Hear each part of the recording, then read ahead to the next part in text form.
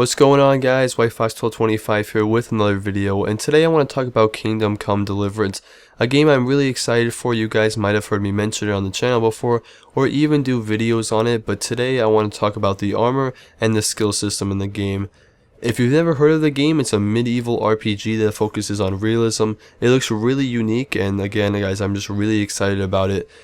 But let's just start this video by talking about the skill system. So just like a game like Oblivion, you're going to improve your skills by actually using the thing you're trying to improve. So if you want to get better at your fencing skill, you're going to have to use, swords, and you get better by actually sword fighting people. If you want to get better at alchemy, you're going to have to use alchemy. If you want to get better at lockpicking, you're going to have to lockpick things. So just like Oblivion, it works by improving what you're doing, which I think is a cool old school system, and it makes sense, you improve stuff by actually doing it, just like in real life. Now there's a couple different skills. There's horseback riding, stealth, lockpicking, alchemy, fighting, blocking, a lot of different things that you can all improve just by using them. If you want to improve something that you haven't used a lot and you want to improve it for a fight or maybe a battle, you can visit a trainer and you can actually improve that skill. It's not like in Skyrim where you would just go up to that person, pay them some money, and they would train you, but nothing would actually happen. If you're trying to improve your fencing skill, for example, you're actually going to be sword fighting this person, and you're actually going to get practice, which I think is cool. There's also going to be stats in the games. I assume you'll pick these at the beginning of the game, just like a lot of RPGs, where you pick your strength, your health, your charisma, and things like that. Now let's move on and talk about the armor and the weapons.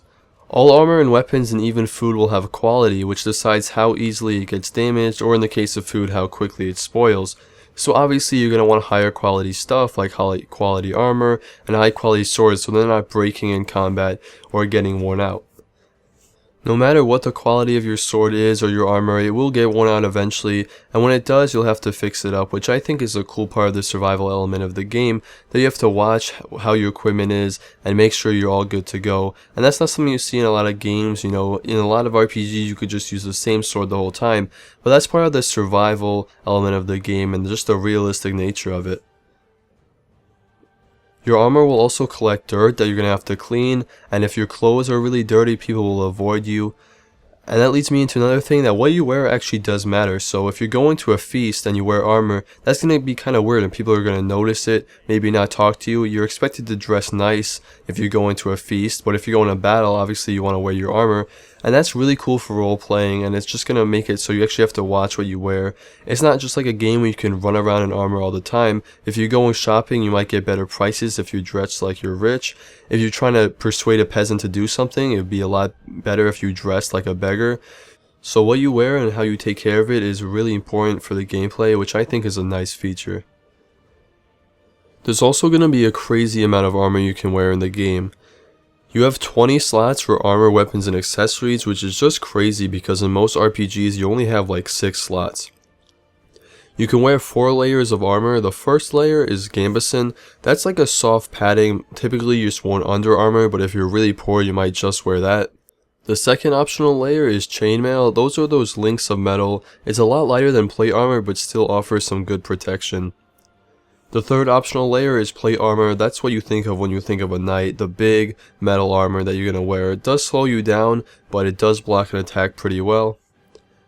Then the fourth layer is the tabar. That shows the colors or the insignia of the house you belong to, and that's going to be worn even over your armor. Also guys, helmets are going to be really important because when you're sword fighting, if the head is unprotected, it's obviously the easiest place to get a kill.